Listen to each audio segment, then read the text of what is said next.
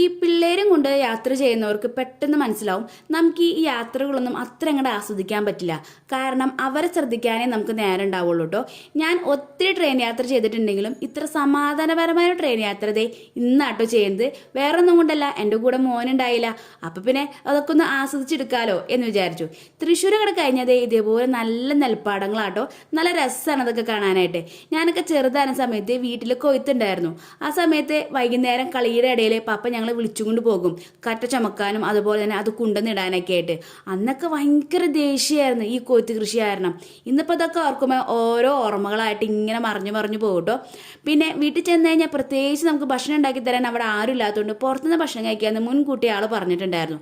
അങ്ങനെ നല്ല വിശപ്പായതുകൊണ്ട് വേഗം പോയി ബിരിയാണി കഴിക്കാമെന്ന് പറഞ്ഞു. ബിരിയാണിയാണ് എനിക്ക് ഏറ്റവും ഇഷ്ടമുള്ള ഒരു ഭക്ഷണം കേട്ടോ. അപ്പോൾ ബിരിയാണി കിട്ടാന്ന് പറഞ്ഞു കഴിഞ്ഞാൽ ഞാൻ നല്ല ഹാപ്പിയാണ്. പോയി ഓർഡർ ചെയ്തതോ കിട്ടിയതുമാണെങ്കിലോ നല്ല ചൂടുള്ളത് പതുക്കെ തിന്നാനേ പറ്റുള്ളൂ. പിന്നെ പതുക്കൊക്കെ തിന്ന് വേഗം വീട്ടിൽ പോയി ആവശ്യമുള്ള ഡോക്യുമെന്റ്സ് ഒക്കെ എടുത്ത് അടുത്ത ട്രെയിനിങ് ഇങ്ങോട്ട് പോരണം. അങ്ങനെയാണ് തീരുമാനിച്ചെങ്കിലും പക്ഷെ സംഭവം പാളി കേട്ടോ. വേറെ ഒന്നും ഉണ്ടല്ല, ഒരു ചായ കുടിക്കാനായിട്ട് ഒരു ചായക്കടയിൽ കയറിയതാ. ആ ചായ വളരെ മോശമായതുകൊണ്ട് പിന്നെ എൻ്റെ ട്രെയിൻ മിസ്സായ കാരണം വേഗം ഷൊർണൂർക്കാട്ട് പോയേ. അവിടുന്ന് പിന്നെ ഒരു ചായയും കുറച്ച് സ്നാക്സ് ഒക്കെ വാങ്ങിച്ചു വെച്ചിട്ടോ. എന്തായാലും ട്രെയിൻ മിസ്സായത് നന്നായി എന്ന് എനിക്ക് അപ്പം തോന്നി. കാരണം അത്രയ്ക്ക് നല്ലതായിരുന്നു കേട്ടോ എല്ലാ ഭക്ഷണവും. പിന്നെ ഈ സേമിയത്തിൻ്റെ ഇട വലിയ സംഭവം ഒന്നുമല്ലെങ്കിലും മധുരമാണല്ലോ, എന്തായാലും ഇഷ്ടമായി. പിന്നെ പൈനാപ്പിൾ ടീ എന്ന് പറയുന്നത് സാധാ ഒരു മിനി ടീയുടെ ടേസ്റ്റൊക്കെയാണ് എനിക്ക് കിട്ടിയത്. പിന്നെ എല്ലാവരൊക്കെ ആയിട്ട് വർത്താനൊക്കെ പറഞ്ഞ് കളിച്ചും ചിരിച്ചൊക്കെ ആയിട്ട് അങ്ങോട്ട് പോന്നു. ഇനി വൈകാൻ പറ്റില്ല, ഈ ട്രെയിൻ കിട്ടിയില്ലെങ്കിൽ ശരിയാവില്ല. അങ്ങനെ വേഗം പോന്നു.